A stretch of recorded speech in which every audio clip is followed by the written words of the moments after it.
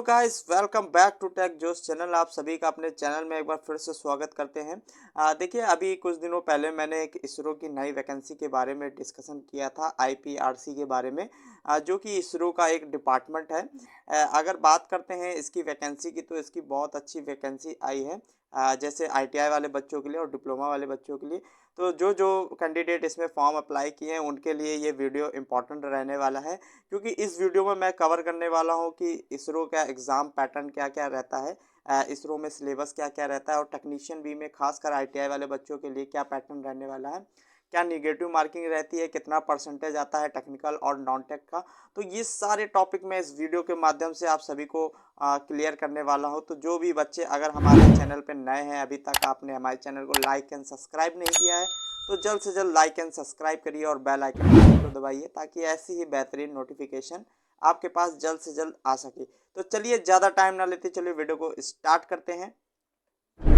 तो देखिए, बात करते हैं इसरो के एग्ज़ाम पैटर्न की, सिलेबस की। तो इसरो का जो एग्ज़ाम होता है, टेक्नीशियन बी की बात करते हैं, जिसमें आईटीआई वाले बच्चे अप्लाई करते हैं। तो देखिए, इसरो के बहुत सारे डिवीज़न है, जैसे वीएसएससी, एलपीएससी, एसडीएससी, सार हो गया, यूआरएससी हो गया बेंगलोर का, जो कि एक डिपार्टमेंट है। इसरो आईपीआरसी, जिसका अभी लेटेस्ट नोटिफिकेशन आया था, तो एसएसी हो गया, एनआरएससी हो गया। ये सभी जो इसरो के जितने भी डिपार्टमेंट है, ठीक है, उन सभी का सिलेबस के बारे में, क्योंकि लगभग इनका सिलेबस लगभग सेम रहता है, तो उसके बारे में मैं पीपीटी के माध्यम से आप सभी को डिस्कशन करता हूं। तो चलिए आगे चलते हैं, क्या क्या आपका सिलेबस रहने वाला है। तो देखिए, इन सभी डिपार्टमेंट की मैं बात कर रहा हूँ, तो इसके बाद देखते हैं और क्या। हाँ, तो देखिए, इसका जो एग्ज़ाम आपका पैटर्न रहता है, ठीक है ना। एग्ज़ाम पैटर्न यानी कि इसरो में जो टोटल क्वेश्चन होते हैं वो समथिंग समथिंग, किसी डिपार्टमेंट में 100 होते हैं, किसी में 80 होते हैं, किसी में 75 होते हैं, किसी में 60 होते हैं। यानी कि हर अलग अलग डिपार्टमेंट पे ये क्वेश्चन वेरी करते हैं कि किसी में 100 होंगे, 80 होंगे, 75 होंगे, 60 होंगे। लेकिन देखिए, जिसमें अगर 75 से 60 क्वेश्चन या 80 क्वेश्चन पूछे जाते हैं, तो उनका टाइम ड्यूरेशन 90 मिनट हो सकता है। देन 100 और 80 क्वेश्चन के लिए एक 120 मिनट, यानी कि 120 मिनट आपको टाइम प्रोवाइड किया जाएगा, ठीक है। अगर बात करते हैं, देखिए 70 टू 80% जो आपका पेपर होता है, यानी कि वो आपका ट्रेड थ्योरी से होता है। जैसे कि जस्ट लाइक, अगर आप इलेक्ट्रीशियन या फिटर, वेल्डर, किसी भी ट्रेड से आप बिलोंग करते हैं, तो उसका जो 75 से 80% होगा वो आपका ट्रेड से पूछा जाएगा। देन उसके बाद जो आपका 10% होता है, 10 क्वांटिव एप्टीट्यूड से होता है, यानी कि 10% आपका पूछा जाता है। देन लास्ट में जो 10% बचता है आपका, 10% आपका जनरल साइंस से पूछा जाता है। तो इसके बारे में भी हम डिस्कशन करेंगे कि कौन कौन से टॉपिक इसमें पूछे जाते हैं। नॉन टेक में, थ्योरी में आपको तो पता ही है, अगर आप जिस ट्रेड से आप बिलोंग कर रहे हैं, फिटर में, तो फिटर के जो भी ट्रेड में आपके सिलेबस में होगा, वो सारी चीज़ें आपको फिटर में पूछी जाएंगी, यानी कि आपको टेक्निकल में ज़्यादा कमांड देनी है, ठीक है। तो अगर आप स्पेशली इसरो की तैयारी कर रहे हैं, तो इसके लिए आपके लिए बहुत अच्छा रिक्रूटमेंट अभी निकाला है। तो जो भी बच्चे परेशान थे कि इसका एग्ज़ाम पैटर्न क्या होता है, सिलेबस क्या होता है, तो वो सारी चीज़ें मैंने इस टॉपिक में डिक्लेयर कर दी हैं। तो देखिए, आगे हम बात करते हैं, ये जो 20% में आता है, तो 20% में क्या क्या टॉपिक रहते हैं। तो देखिए, उसके बारे में बात करते हैं। हाँ, तो देखिए, जनरल साइंस। तो जनरल साइंस में आपके क्या क्या टॉपिक रहने वाला है, जनरल साइंस की बात करते हैं।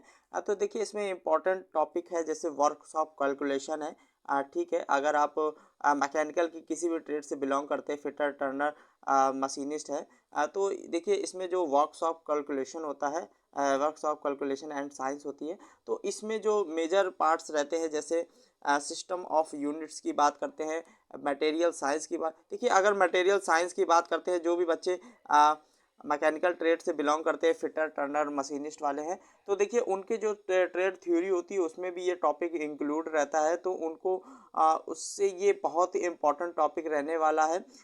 इसरो की तरफ से, क्योंकि ये जो मटेरियल साइंस है ये आपका थ्योरी में भी इंक्लूड होता है, देन आपका वर्क्स ऑफ कैलकुलेशन साइंस में भी इंक्लूड होता है। ये साइंस का ही एक टॉपिक है, ठीक है। तो जो भी बच्चे इस टॉपिक को तो आपको कवर करना बहुत इंपॉर्टेंट है, क्योंकि इसमें मेटल के बारे में है, मेटल की प्रॉपर्टीज है, ये सारे चीज़ें आपको डिस्कशन किए जाते हैं। लेकिन जस्ट लाइक अगर आपका ट्रेड इलेक्ट्रीशियन है, तो सपोज दैट आपका इलेक्ट्रीशियन है, तो आप सोचेंगे कि मेरा इस टॉपिक से कोई लेना देना है, तो ऐसा नहीं है, क्योंकि ये जो टॉपिक आपका कवर हो रहा है ये जनरल साइंस में भी कवर हो रहा है, तो यानी कि ये टॉपिक आपको पढ़ना ही पड़ेगा, ठीक है। इसरो की नज़र से ये टॉपिक बहुत इंपॉर्टेंट रहने वाला है, ठीक है। उसके बाद हम बात करते हैं, देखिए और भी क्या टॉपिक है, जैसे मास है, वेट एंड डेंसिटी है, फोर्स है, ठीक है, स्पीड एंड वेलोसिटी है, वर्क पावर एंड एनर्जी है, ठीक है। और लास्ट में ये देखिए ये लीवर्स एंड सिंपल मशीन है। तो देखिए लीवर्स एंड सिंपल मशीन को भी आपको थोड़ा सा पढ़ना पड़ेगा कि आपका मशीन वर्क कैसे करती है, क्या पावर एफिशिएंसी होती है, ये सारी चीज़ें आपको उसमें डिस्क्राइब की गई होंगी, तो ये टॉपिक को भी आप कवर करना है। सेंटर ऑफ ग्रेविटी है, उसके बाद तो ये सारे जो टेम्परेचर है, हीट एंड ट्रीटमेंट है, ये सारे टॉपिक आपके जनरल साइंस में भी इंक्लूड होते हैं। तो आपको जनरल साइंस के इस सारे टॉपिक को आपको कवर करना पड़ेगा। उसके बाद हम ले चलते हैं दूसरे 10% में। तो उस 10% में क्या क्या आता है, देखिए इसकी अगर बात करते हैं क्वांटी एप्टीट्यूड की, तो क्वांटी एप्टीट्यूड की अगर बात करते हैं, इसमें मेंसुरेशन से टॉपिक उठाए जाते हैं, जैसे एरिया एंड वैल्यू में। तो देखिए जो 10% होता है मेजर क्वेश्चनों में, देखिए इसरो के डिपार्टमेंट में 4 से अगर 10% जो आपके आने वाले हैं, यानी कि 10% में से 4 से 5 क्वेश्चन आपके इस टॉपिक से उठाए जाते हैं, पर्टिकुलर टॉपिक, यानी कि मेंसुरेशन का एरिया एंड वैल्यूम, जिसमें आपको फार्मूले से आपको ये सारी चीज़ें निकालनी होती है। तो इसमें देखिए कोई भी डीपली इसमें आपको पूछा नहीं जाता है, आपको मेनली नॉर्मल से क्वेश्चन इसमें पूछे जाते हैं मेंसुरेशन के।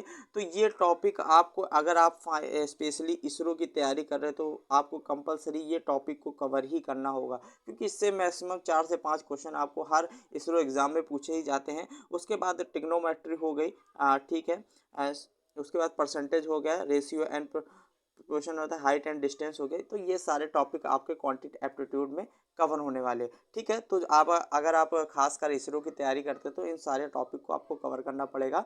उसके बाद आगे देखिए, अगर आपने हमारे चैनल को अभी भी लाइक एंड सब्सक्राइब नहीं किया है, तो जल्द से जल्द लाइक एंड सब्सक्राइब करिए और ज़्यादा से ज़्यादा लोगों तक शेयर करिए, ताकि ऐसी ही बेहतरीन नोटिफिकेशन आपके पास जल्द से जल्द आ सके। तो देखिए मैंने जो इसरो के टॉपिक को डिस्कशन किया है, अगर आप खासकर इसरो की तैयारी कर रहे हैं, तो इन टॉपिक को आप प्लीज़ कवर करिएगा।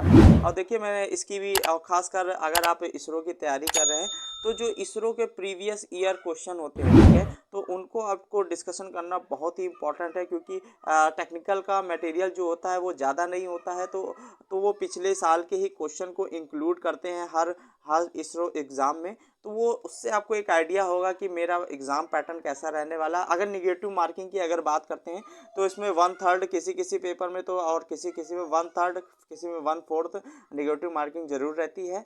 तो उसके बाद आपको इसरो के सारे प्रीवियस ईयर, खासकर अगर IPRC का अगर आपको पेपर मिलता है, तो उसका पेपर आपको डिस्कशन करना है, पूरा क्लियर करना है कि किस किस टॉपिक से हमारा क्वेश्चन और किस पैटर्न में हमारा क्वेश्चन पूछे जाते हैं इसरो में। तो उसको आपको, अगर आप हल करते हैं, तो उसके ज़रिए से आपको बहुत इम्पोर्टेंट और बहुत ही अच्छा फीडबैक मिलेगा।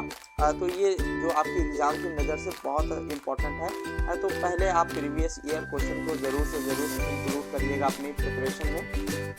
तो देखिए मैंने सारी चीज़ों को आपको इस टॉपिक में कवर किया है। देन अगले वीडियो में मैं इसरो के जो पेपर थे, कुछ प्रीवियस ईयर पेपर, उनको भी डिस्कशन करने वाला हूँ। अगर आप हमारे चैनल को लाइक एंड सब्सक्राइब करते रहिए और ज़्यादा से ज़्यादा लोगों तक शेयर करिए।